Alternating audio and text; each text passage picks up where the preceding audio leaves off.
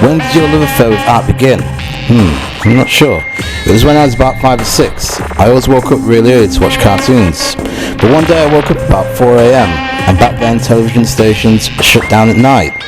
So I couldn't get anything on TV. I found loads of colouring pencils and drew my own cartoons. I drew a fruit bowl so that I could use all the colours I know exactly in the how box. to flesh it out with We had each a and mini everybody has their exhibition, part. It's just and my mum proudly stuck it on the fridge. Honestly, almost every song we do is like that. And we got to that on Playland with started doing songs. This song Little King, and we did Candidate. But I wrote Easy Money, the single, on the bus on the way to El Paso on the Messenger tour, and every sound check we were busting it out and sort of fleshing it out, as you say. It's a great dilemma. It's a really nice dilemma. I'm sort of trying to make music. I know this sounds very, very reductive and very basic, but I'm trying to do with my band what I would like to go and see when I go to a show, and what I would like to hear when I get a record, and that's like energy. I kind of, I'm alright with everybody doing what they do, that's fine, and the world's big enough for all kinds of music, but I found that there's so much, almost every guitar record I heard, always this kind of mid-tempo, kind of introspective, reflective thing, and the truth is, I think it's more difficult actually as a thing to write upbeat music, and more of a challenge, so maybe that's why people don't do it so much, but when I go to a show, I want to have some energy, and I want to have some tunes and melody too. So that inspired me when I put my solo band together.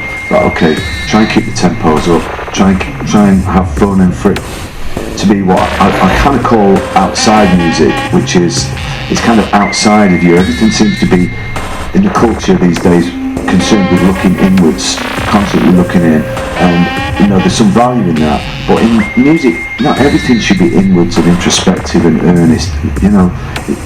You should put some energy out, and I think kind of that's my job to do that, so I was quite pragmatic about that, so okay, try and do that. And the other thing about outside music is I am genuinely looking outside for inspiration, so I look at people running around cities and towns, and when I was making the record, as I say, most of it was written on tour, so I've got the energy of the audience, I've got the energy of travel, I've got the energy of all my crew around me and all of that sort of stuff, so it's quite upbeat. I'm not sitting at 1 in the morning with candles in my house with an acoustic guitar, which is what a lot of music sounds like, but also it's music to be listened to outside.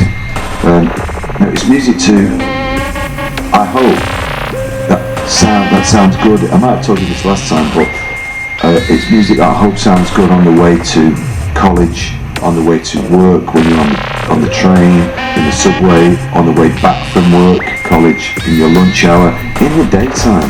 Talking Heads were really good at that when I was a kid. Modest Mouse are really good for a band that do sometimes very woozy, deep, cerebral stuff. There was 1 or 2 times with Modest Mouse where we just played something, they would just be real quick, upbeat out music.